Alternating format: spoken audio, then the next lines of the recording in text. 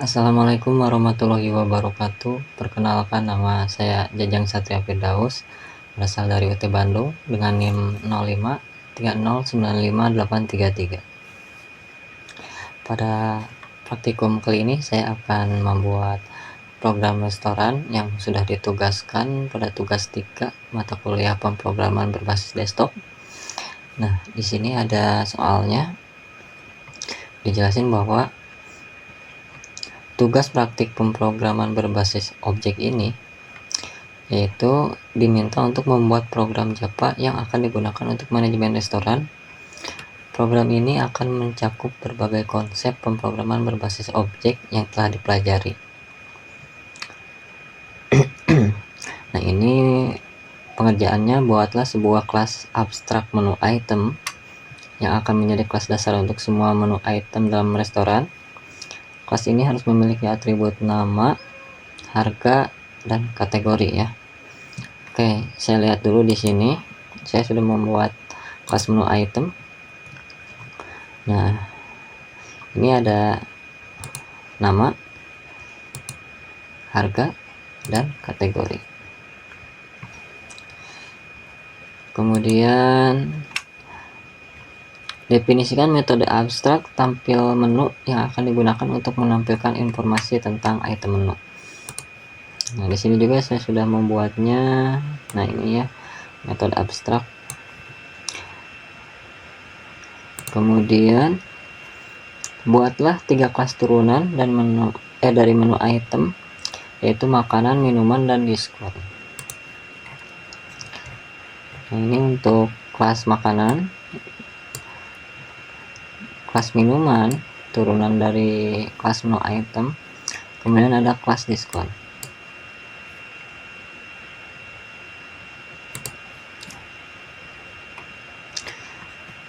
Di sini dijelasin bahwa kelas makanan dan minuman adalah subkelas dari menu item dan harus memiliki atribut tambahan yang sesuai dengan jenisnya, misalnya jenis makanan dan jenis minuman. Implementasikan metode tampil menu untuk menampilkan informasi khusus tentang makanan dan minuman. Nah, untuk poin di sini, kelas makanan seperti ini.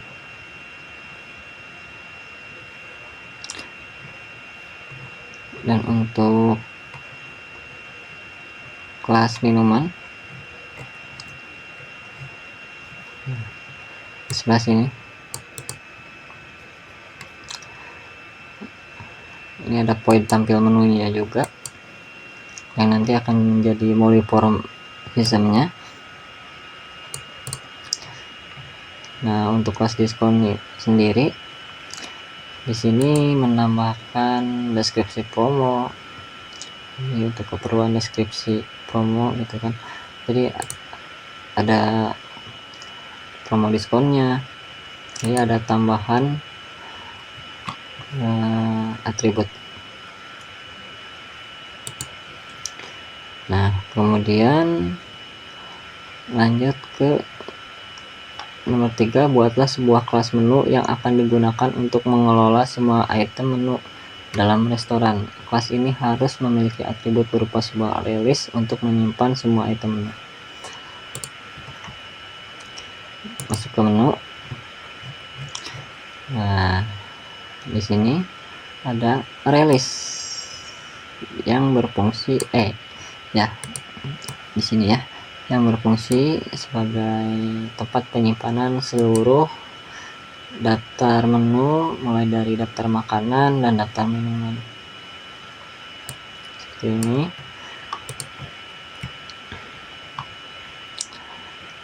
Lanjut, buatlah kelas pesanan yang akan digunakan untuk mencatat pesanan pelanggan. Kelas ini harus memiliki atribut berupa array list untuk menyimpan item-item yang dipesan oleh pelanggan.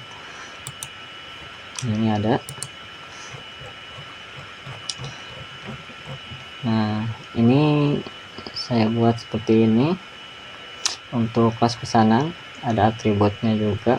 Nah, ini saya gunakan untuk keperluan tertentu ya, untuk metode seperti subtotal, ada pajak, biaya layanan, untuk rincian pesanan. Nah, poin yang tadi ditugaskan pada soal yang dijelasin ini arraynya, daftar pesanan dan rilis jumlah pesanan. Kemudian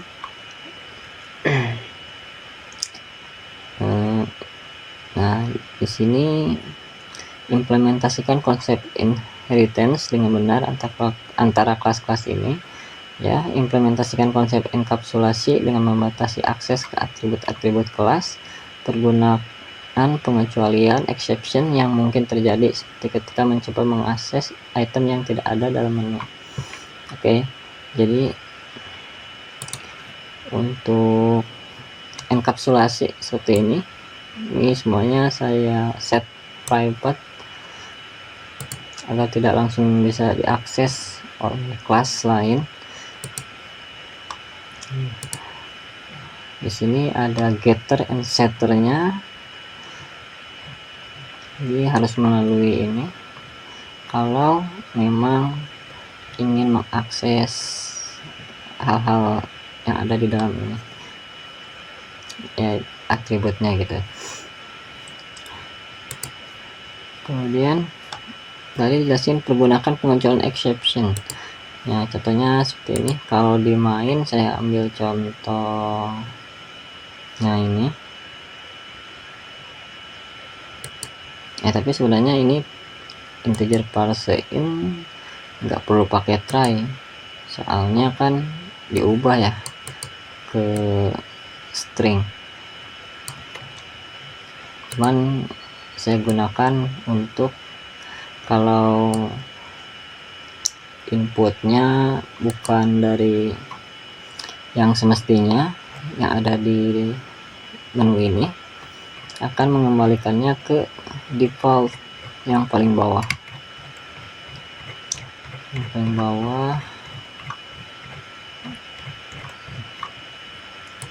Ya, tentunya seperti ini, ke default ini masukkan pilihan yang benar, jadi ini yang nanti akan tampil. Nah, kalau mau diambil contoh, saya cari dulu.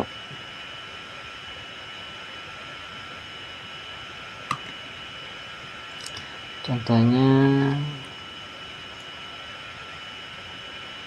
nah ini, jadi contohnya ini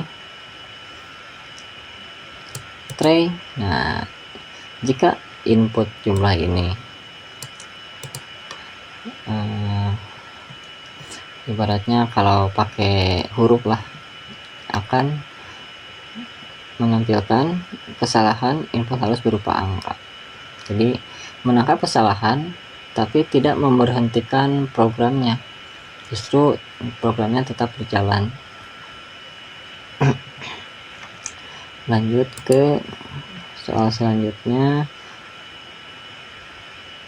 Di sini program harus memiliki menu utama yang mungkin pengguna untuk menambahkan item baru ke menu, makanan, minuman, atau diskon, menampilkan menu restoran, menerima pesanan dari pelanggan dan mencatatnya, menghitung total biaya pesanan dengan mempertimbangkan diskon yang mungkin diterapkan, menampilkan stuk pesanan pelanggan, dan keluar dari program.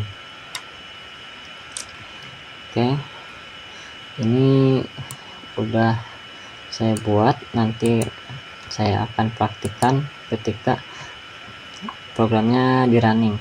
Nah, untuk yang ke-9, implementasikan operasi input atau output dan operasi file untuk menyimpan dan memuat daftar menu dari sebuah file teks, dan juga menyimpan stuk pesanan pelanggan dan memuat dari file teks. Kalau ini saya menggunakan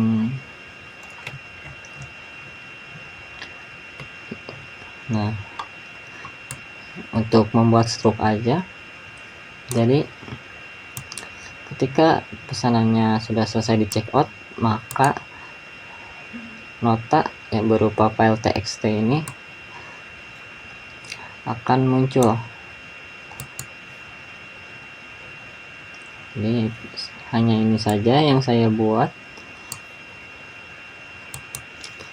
Nah, yang ke-10, gunakan struktur keputusan dan pengulangan sesuai dengan kebutuhan seperti saat menampilkan menu dan memproses pesanan. Oke, kurang lebih seperti itu. Jadi ada 4 kelas menu, kelas main, menu item, dan kelas pesanan. Baik, sekarang saya akan mencoba program yang saya buat untuk dijalankan, apakah ada kesalahan atau semuanya berjalan dengan lancar. Baik, saya akan coba untuk masuk ke manajemen menu dulu. Nah, di sini ada yang namanya tambah menu baru. Oke, ini ada tambah makanan, misalkan ayam geprek, harganya misalkan 12.000, murah banget, 19.000 misalkan. Apakah Anda menambahkan lagi? Iya. Terus saya akan isi dengan iga bakar, harganya 22.000, 40 nambah lagi. Terus saya akan tambah minuman, es jeruk, harganya 12.000, tambah lagi boleh air mineral, harganya 6.000, gak usah tambah lagi, kembali. Nah, sekarang saya akan masuk ke ubah menu lama. Nah, di sini ada yang namanya kategori makanan dan minuman. Ada ayam geprek, ada iga bakar, ada air mineral juga, dan ada es jeruk yang sudah tadi ditambahkan. Berarti itu berhasil ya. Sekarang saya akan mengubah menu, misalkan sate sapi, berarti nomor 2 saya akan ubah menjadi sate ayam, harga barunya misalkan 15.000. Ini ada keterangan menu berhasil diubah. Apakah Anda ingin mengubah lagi? Nggak perlu lah ya. Masuk ke hapus menu. Yang tadi diubah yaitu sate sapi menjadi sate ayam, berhasil. Sekarang saya akan mencoba untuk menghapus jus mangga, itu nomor 5. Ini ada konfirmasi dulu, apakah Anda yakin akan menghapusnya dari daftar menu ya. Nah, ini berhasil dihapus, pasti berhasil. Oke, nanti kita lihat di dalam pembuatan pesanan ya. Jadi sekalian masuk ke manajemen pesanan. Nah, saya akan mencoba dulu untuk masuk ke checkout. Jelas nggak bisa masuk karena memang belum membuat pesanan. Bahkan tampilkan pesanan pun sama, nggak bisa, tidak ada pesanan. Yang ketiga juga sama. Yang otomatis harus membuat pesanan dulu. Ini ada informasi promo juga sebelum memesan. Ada buy one get one setiap pembelian lebih dari 50.000, tapi dengan catatan untuk kategori minuman. Ada diskon 10% setiap pembelian lebih dari 100.000.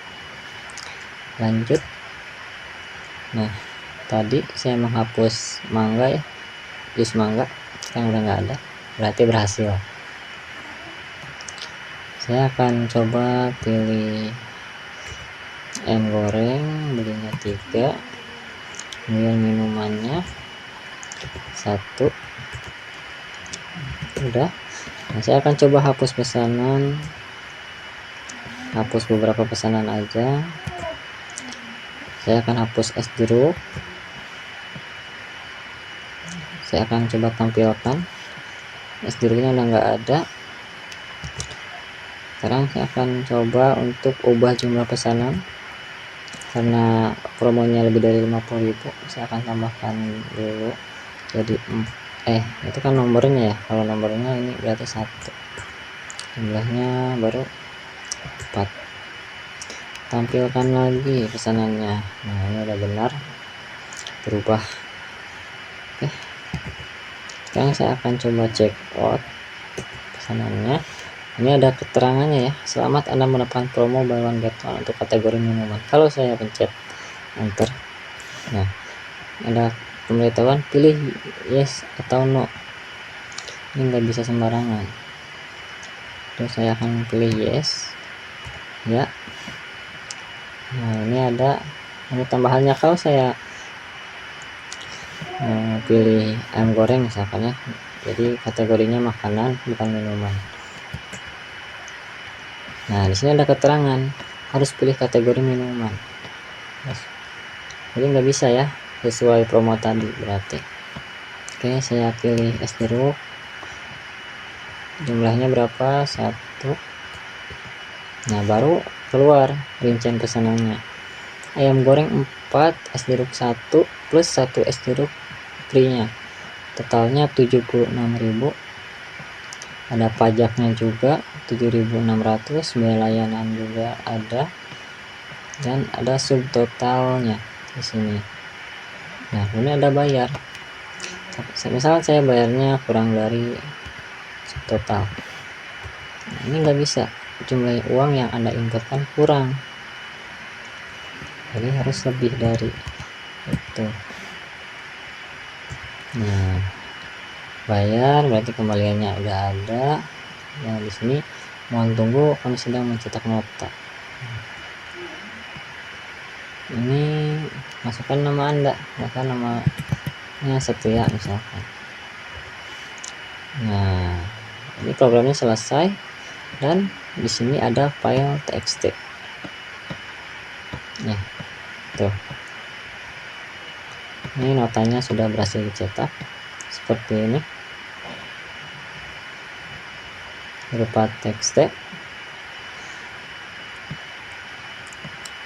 Oke, sekarang misalkan saya pengen membeli lebih dari 100.000, karena ini saya buatnya langsung return, nggak pakai perulangan lagi, jadi otomatis ya menu-menu yang baru tadi ditambahkan akan hilang.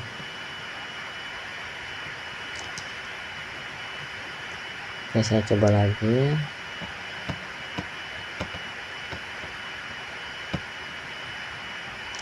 Sebagai pembuktian aja, membuat pesanan, misalkan sate sapinya 10, tampilkan dulu. Nah 170 ya. Kemudian saya check out, saya check out. Nah di sini promonya ada 2. Kalau yang lebih dari 100.000 otomatis diikutin, kalau ini opsional ya, jadi saya pilih nggak diikutin aja.